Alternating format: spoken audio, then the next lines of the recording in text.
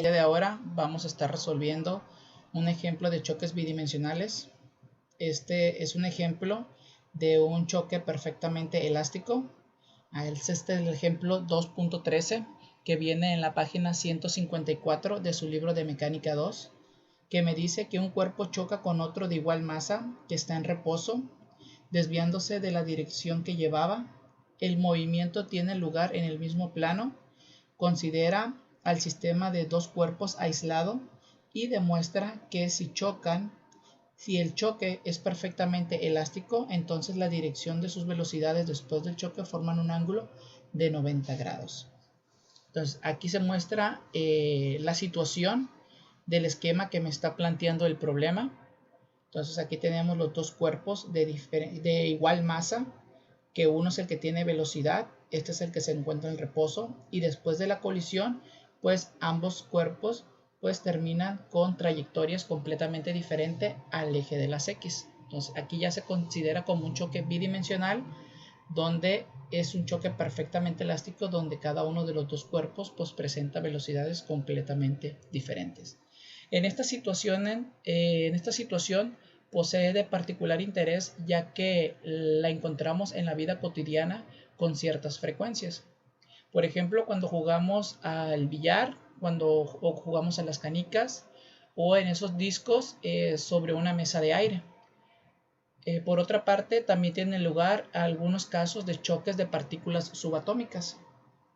Aquí pues el sistema pues está completamente aislado en todas esas condiciones, donde se va a estar cumpliendo la conservación de la cantidad de movimiento. Y aquí es donde partimos utilizando la ecuación de la conservación de la cantidad de movimiento, que me dice que la cantidad de movimiento total inicial es igual a la cantidad de movimiento total final, donde me está diciendo que la cantidad de movimiento inicial 1 más la cantidad de movimiento inicial número 2 es igual a la cantidad de movimiento final 1 más la cantidad de movimiento final número 2, donde esta está en reposo, entonces es igual a 0. Entonces me dice que la masa, pues son masas iguales, pues no le voy a poner ni masa 1 ni masa 2 para distinguirlas porque son las mismas.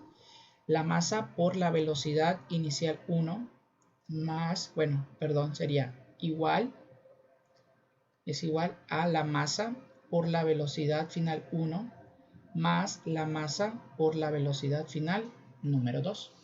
Entonces aquí tengo un término semejante en esta parte de la ecuación.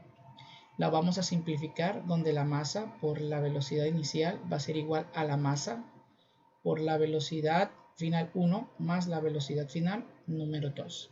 Donde si esta masa yo la paso dividiendo, pues automáticamente se me eliminan las masas y me queda que la velocidad inicial 1 pues va a ser igual a la velocidad final 1 más la velocidad final número 2. Y aquí ya obtenemos la ecuación número 1 de la conservación de la cantidad de movimiento. Entonces, como es un choque perfectamente elástico, quiere decir que la energía cinética total del sistema se conserva. Eso quiere decir que la energía cinética total inicial pues va a ser igual a la energía cinética total final, donde tenemos que la energía cinética inicial 1 más la energía cinética inicial número 2 va a ser igual a la energía cinética final 1 más la energía cinética final número 2. Entonces, este cuerpo no presenta energía cinética porque se encuentra en reposo. Eso quiere decir que la ecuación me va a quedar que es la mitad de la masa por la velocidad inicial 1 al cuadrado más la mitad de la masa por la velocidad final al cuadrado. De nuevo, no es igual, es igual aquí, perdón, no es más, es igual, más la mitad de la masa por la velocidad 2 al cuadrado. Entonces, hacemos lo mismo que acá, factorizamos el término semejante, la mitad de la masa por la velocidad inicial 1 al cuadrado, pues va a ser igual a la mitad de la masa por lo que es la velocidad 1 al cuadrado más la velocidad 2 al cuadrado. Entonces, si esta mitad yo la paso para acá dividiendo, pues automáticamente se me eliminan y me quedan que la velocidad inicial 1 pues va a ser igual a la velocidad final 1 al cuadrado más la velocidad final 2 al cuadrado. Y aquí ya obtengo la ecuación número 2. Entonces, recordando que la ecuación número 1, pues yo la obtuve de la ecuación de la conservación de la cantidad de movimiento, y la ecuación número 2, pues ya la obtuve de la energía, de la conservación de la energía cinética total del sistema.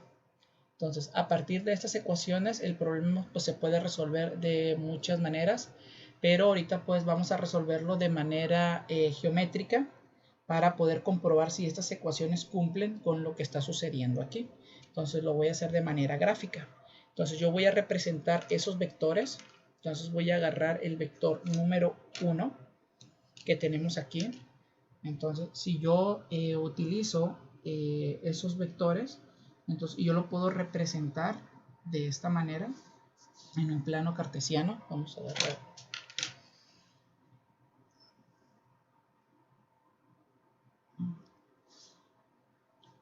de esta manera y representamos gráficamente lo que son los vectores. Entonces tengo el vector número 1 en rojo, que lo vamos a representar de esta manera.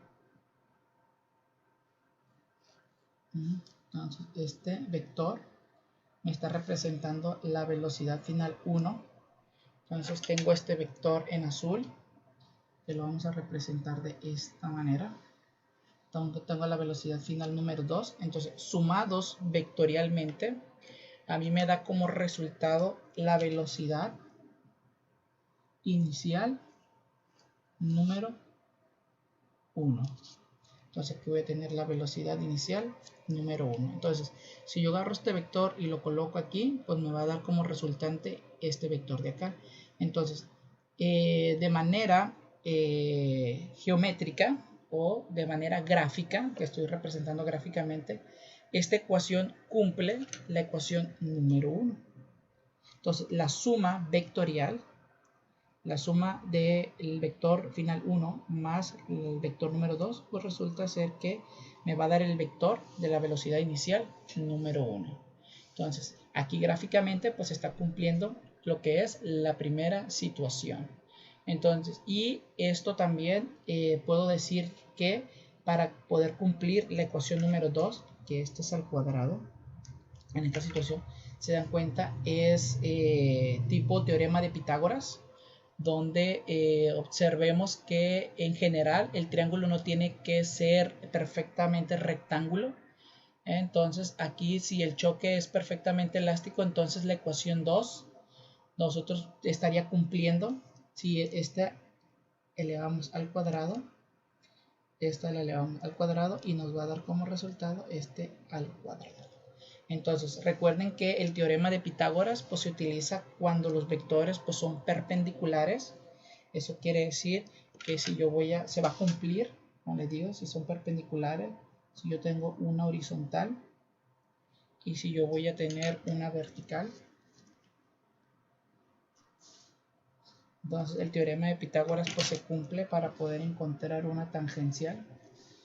Entonces aquí pues de cierta manera se está cumpliendo para poder estar utilizando esta ecuación para resolver este tipo de ejercicio. Entonces se va a cumplir esta condición, siempre van a tener aquí un ángulo de 90 grados, ¿sale? O esa es la conclusión que debemos de llegar. Entonces esto se va a cumplir siempre y cuando los dos cuerpos tengan la misma masa, uno de ellos presente una velocidad inicial igual a 0, ¿vale? Para que después del choque pues presenten un ángulo de 90 grados de separación. Entonces esa es la conclusión que nos da este tipo de análisis de este problema. Va de nuevo, me dice que para que se cumpla la condición, las masas tienen que ser iguales. Una tiene que estar en reposo antes del choque para que después del choque ambos cuerpos se separen con un ángulo de 90 grados. Entonces, y esto siempre va a suceder siempre y cuando sea un choque elástico y las energías cinéticas se esté conservando. Entonces, hasta aquí dejamos este ejercicio de choques bidimensionales.